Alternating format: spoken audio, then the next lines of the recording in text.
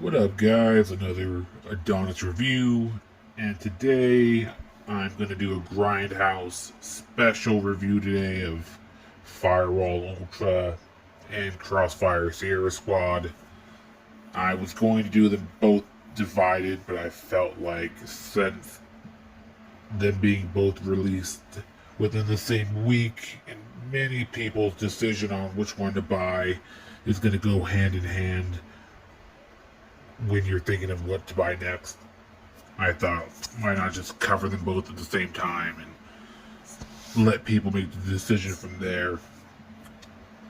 Even though this will lead on one side, at least on a preference that I have, but it really does come down to, I guess, what your preference is overall. So to start from the beginning of what, anybody who has any type of VR to hopes and dreams go, I had banked a lot on the fact that both these games would be fantastic and would essentially be the new Call of Duty for VR2. And Pavlov made that, I felt, a pretty fair reality. Pavlov does seem to have a very realistic and very perfect breakdown between VR and being the Call of Duty multiplayer, where you can do the top multiplayer type games in a VR capacity. So, hearing that two VR games that were both going to be first person shooters were to come out at the same time, many people would be stuck in the crossroads of which one should I buy. But I was well aware that they would be different, so I was already accepting the buying of both, with the pretense that Firewall Ultra would be a Rainbow Six Siege type of game, where you have a squad of 4, and essentially you complete missions where you have to deactivate bombs or something like that with your team. So a much more team-oriented type of gameplay style. And then the story behind Crossfire would be more focused on a story mode and co-op missions that you could do with a friend.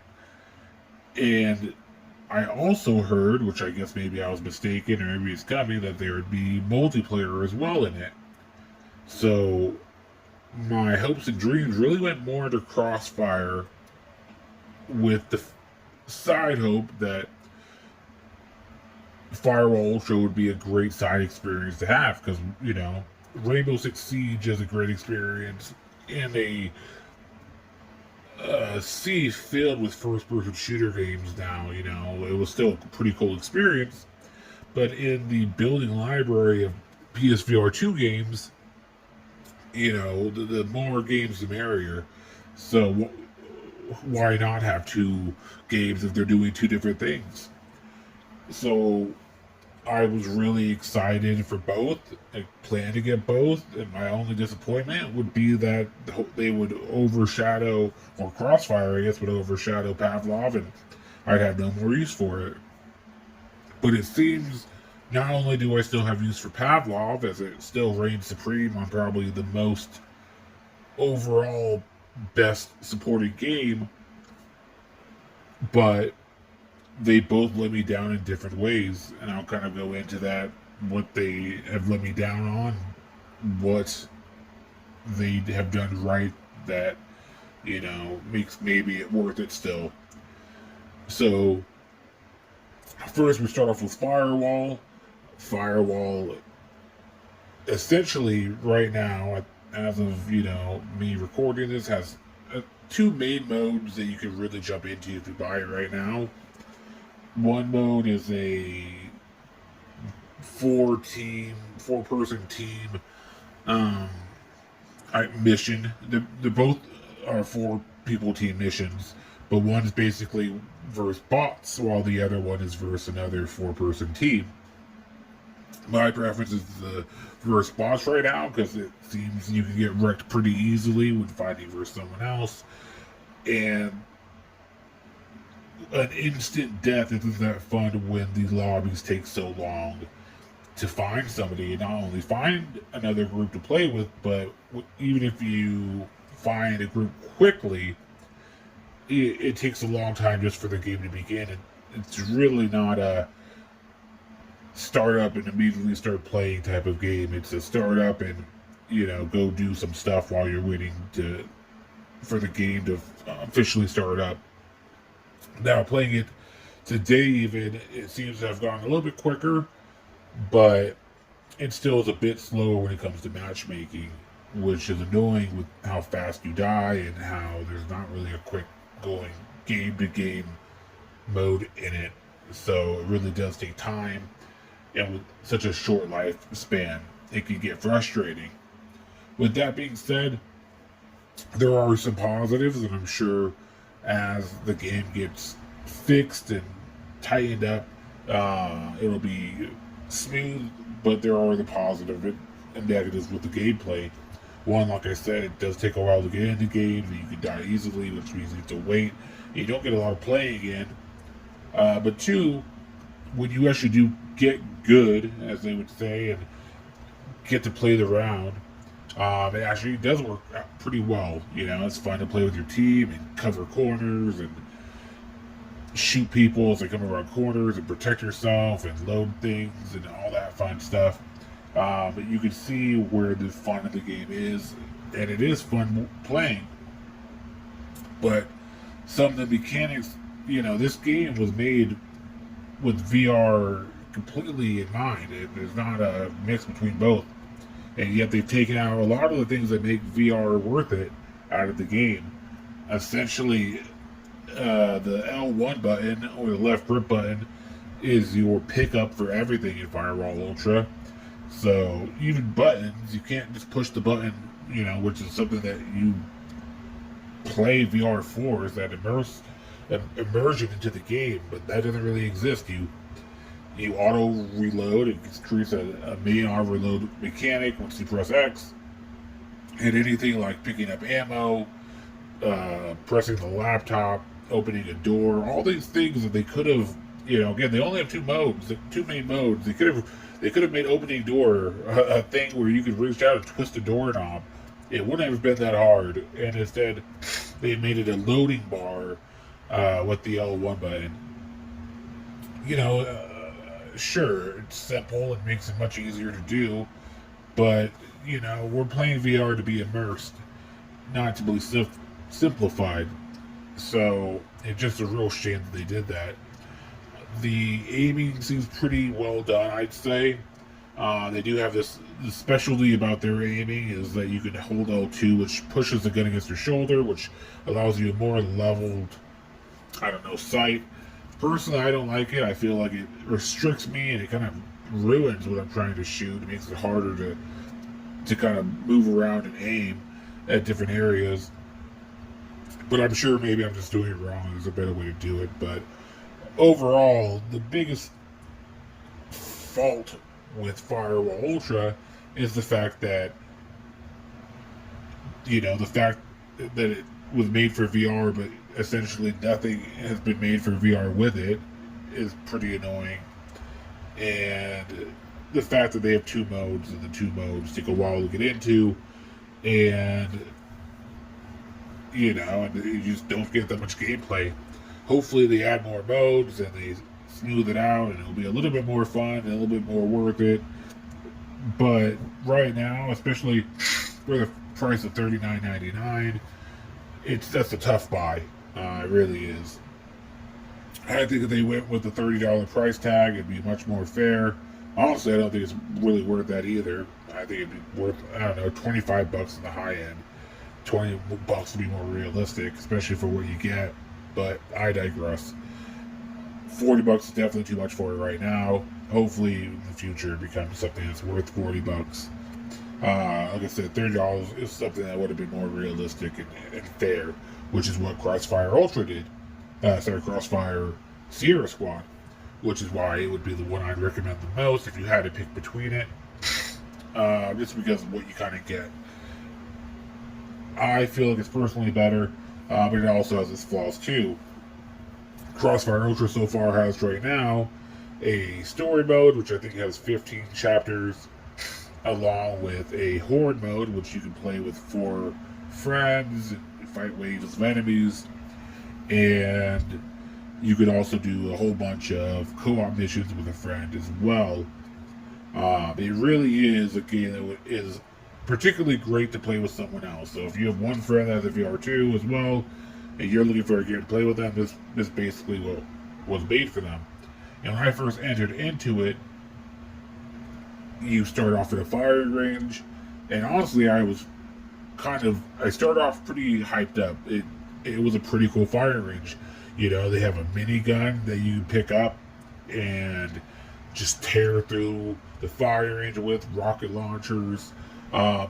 It kind of has a middle range reload compared to Pavlov from Firewall Ultra, where you still can go for a reload motion. So it's not a full over interact for itself, motion of reloading. But once you've gone to put your ammo in, it kind of finishes the reload for you. So it's half of it, which is, I guess a fair middle ground. Again, I don't really know the reason why they had to make that middle ground. Yes, Pavlov, for instance, has a longer reload, where you have to, pull or drop the mag out, put the mag in, cock it and whatnot. And yes, does that slow you down in a fight, in a gunfight? Of course it does. But guess what? Your, rival, your person you're fighting against has to do that same thing. So it's fair, and if you want to reload faster, you can pick a gun that has a faster reload, or has more bullets, or you can make that compromise for a weaker gun or a shotgun, or what have you, to make up for that. It all's fair that ends fair. So the fact that you have a game that makes you a little bit slower for having to reload, it's an even playing ground. So I don't know why they take that away. But if you had to take it away, I feel like Crossfire did it better. Because it does still give you that motion of reloading, but it's simplified a little bit.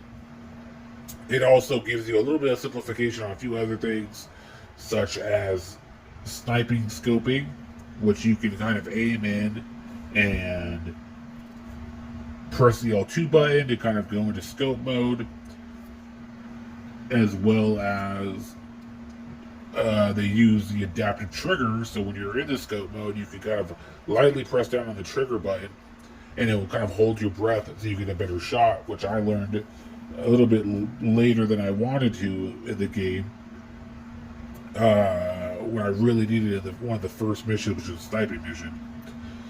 But it's pretty cool. So when it comes to the general controls, I'd say especially the main thing that I think that this game does really well is just, in general, the aiming and the sight of it. In Pavlov, it's done really well too, but I wasn't too sure if I actually was aiming correctly when I looked down sight. It took time to actually trust my sight in Pavlov. With this one, I felt very confident immediately, like, where I'm aiming, where I'm looking through the sight. Well, I mean, because obviously if you're scoping it lines up lines up perfectly.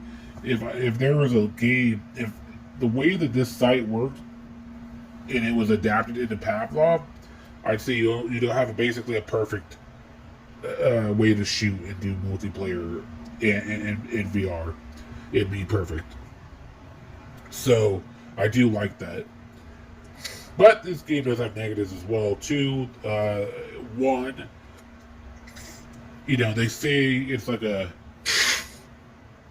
time crisis style game, and I didn't know what that meant until I played it, and it really is.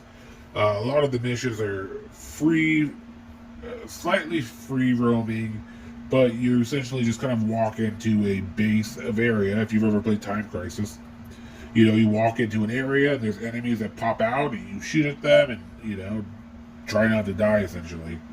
And that's kind of how the missions are in the story mode, which I don't like.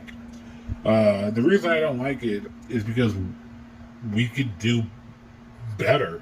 The truth is, we are at a level where we could play any Call of Duty game, any Call of Duty campaign game, and it can be 100% straight adapted into VR2, and we wouldn't lose anything from it. We could do the same quality, the same guns, the same everything. Like any Call of Duty game could be perfectly adapted into VR2 and playable. So the fact that we have to lower ourselves to a arcade game type style is just, I don't know. I was really hoping for a Call of Duty game in VR2. I mean, to be honest, and I felt they could have gave it to us. I mean, they wanted to make it shorter to save money or something, make it like 4 hours long. I would have been fine with that, but it would have been really nice. I feel like I got a halfway there version of it. But, oh well. That's not the biggest bummer about it. Like I said, that's a bit of a bummer, but it still has its novelties and the fact that they gave you, a story mode and all, things. The co-op missions, I think that's done great, and like I said, if you have a friend, this is definitely why it'd be worth it for you. And like I said, this game's $30, so for $30, it's worth it. The horde mode's cool as well. I feel like it's a little bit trapped and claustrophobic for my style, and there's only one map. You'll get two. They have two more that are coming apparently. But all this stuff, with time and again them smoothing it out is going to be pretty nice. I say the real disappointment on my end, and maybe I just misread it. I don't know. Maybe it's silly, but I really thought there'd be a full set of multiplayer, just like Pavlov, with the full set of the exact type of modes. Gun game, one in the chamber. I thought I even heard that they would have zombies possibly. Maybe I don't know. Maybe I misheard that. But I kind of heard that they were essentially it was going to have everything Pavlov had with a story mode and the co-op mode as well. So I think maybe multiplayer is on the way, and I'm just speaking too soon. But I was expecting that day one as well. So both of them are a bit of letdowns. I felt like what I was expecting was Pavlov, but one Pavlov would be with Firewall Ultra Pavlov, basically, where it's a team of 4 doing inept Rainbow Six Siege missions where you plant bombs on the wall and stick them and explode the wall and whatnot and break in. And I thought, the other one would be Pavlov, but with a story mode added onto it and co-op mode and whatnot. So the fact that we haven't really beat Pavlov, and it is nice that we don't have to get rid of Pavlov. We can still play it, but I honestly would have rather had something that beat Pavlov. Crossfire is probably the closest to being able to do it. Maybe they will once they clear everything up and fine-tune it, and maybe they'll add multiplayer and whatnot. But right now, it doesn't seem like it's fully going to beat it. It feels like, they're still so far away. And the fact that they have more months to practice and get it done is what makes it more upsetting. But that's the world we live in now, where everything gets shot out, out the oven, undercooked and pre-made, and then hopefully no man sky it, and it'll be eventually cooked perfectly, and it will be the dream that we all expected, because that's the goal. The more games we get out that actually do right, and actually get that Call of Duty that we expected in VR, the more people who buy it, and the more developers will invest in it, and the better games we'll get, so forth and so on. So let's hope for it, guys. But if I was to say anything, I'd go for Crossfire just because it's $10 cheaper, and I feel like personally you get a lot more and you can play with your friend. But if you like the 4v4 multiplayer aspect more, and you're not really a campaign person, you're more of a play with 4 friends type of person, maybe Firewall would be worth it. But I'd wait for a sale personally. Hope this helps. I know it went on long, but it's 2 games. Later, guys.